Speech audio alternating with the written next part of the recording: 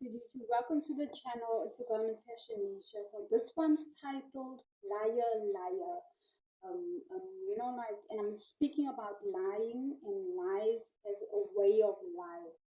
And as Cat Williams said, we'll never know why liars lie. Either way, lying has become very acceptable. It's like an acceptable way of life, and it allows you control, I find. And we can see this even with the way our governments treat us, some of the politicians, and even parents. Many parents, you find, use all this for desired outcome, and the benefits are short-lived. And as people, it's like a lifelong game, and we eventually figured it out. We eventually learn, we grow, and we figure out that these people have been lying to us. So hence I say the benefits are short-lived. However, they still continue on with this behavior, and we find that many times it trickles down from the top. Um, the lying, and even like to our levels now, people are being influenced by those liars on the top, is what I'm trying to say. And this is where we are today. So the lies keep us bound, whereas the truth sets us free. And so as I said, with the lies, there are some immediate benefits, but in the long game, you will be found out.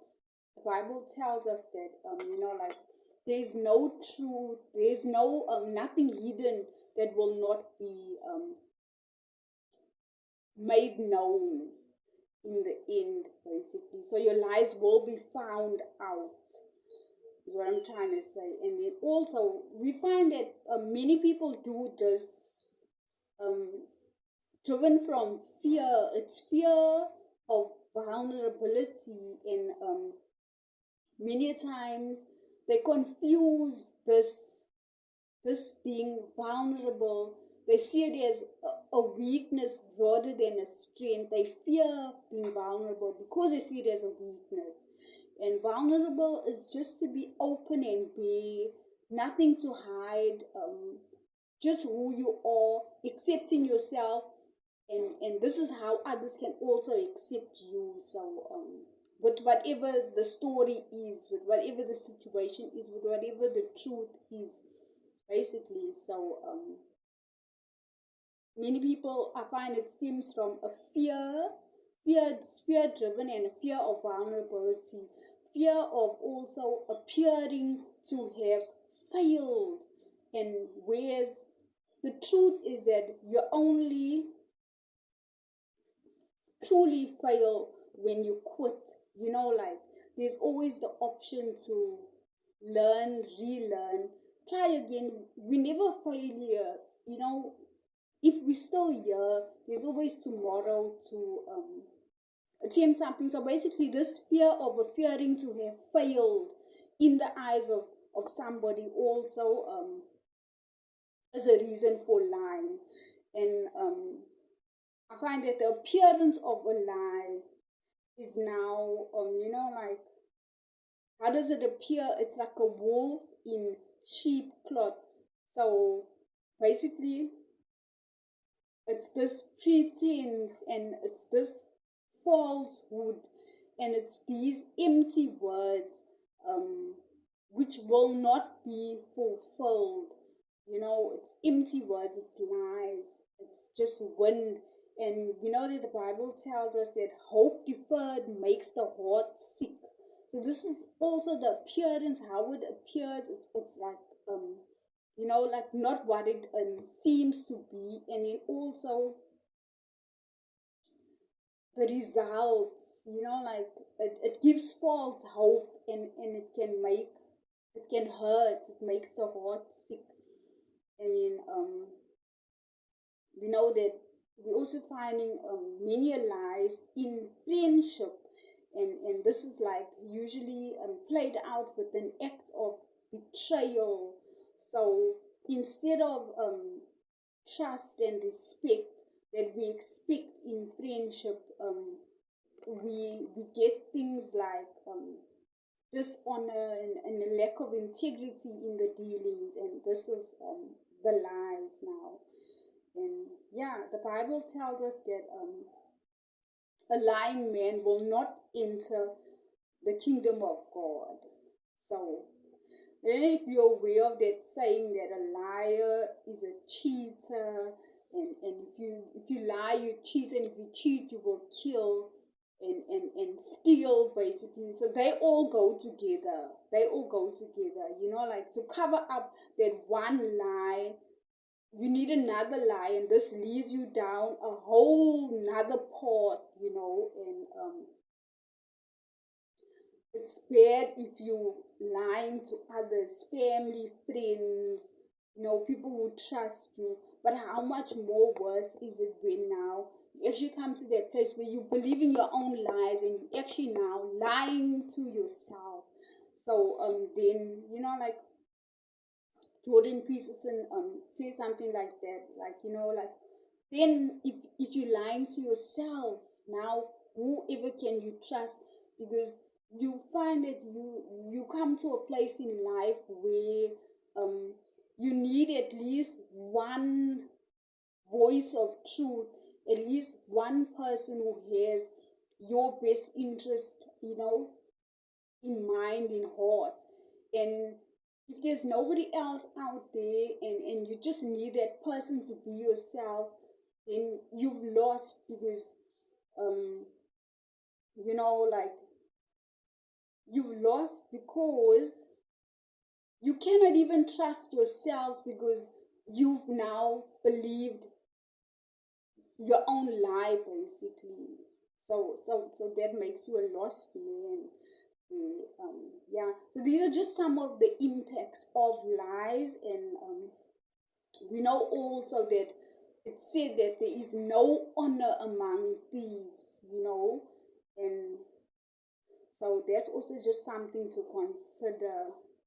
And yeah, so these lies, it impacts others um, unnecessarily as well. It gives them unnecessary heartache, unnecessary pain and suffering.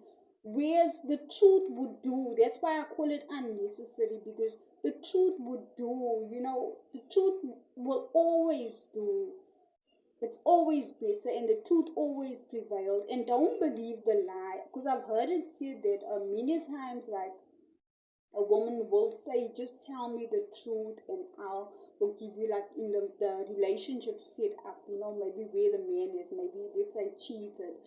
But the truth may be hard to deal with, but the truth is always better than a lie.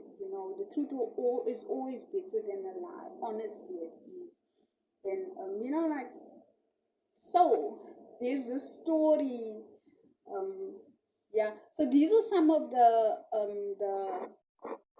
things that I broke up the lie under titles such as integrity, honor, friendship, fear, appearance. What are some of the consequences to the lie and its impact? I'll say that again. So I just yeah, like what a okay, fine. I'll get back to that later. So still with regard to the lie, there's this story, a Bible story that's found in 1 Kings 3 and 16 to 27.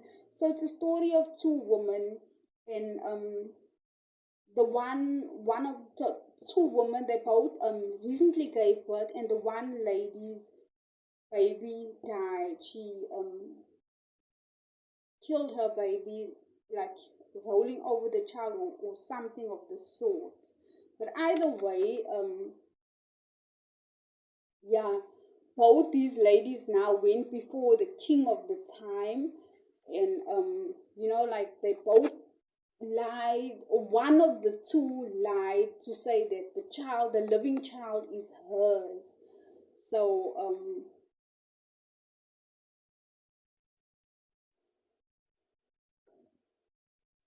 So this story captures all principles. I'm gonna maybe just turn to the story in 3. 1 Kings 3, 16 and 27. Okay, fine. So this is about Solomon's wisdom in detecting a lie. It's amazing. And I never really noticed, but the Bible calls these two women prostitutes. So we know that many times when you're living that lifestyle, lying is a way of life.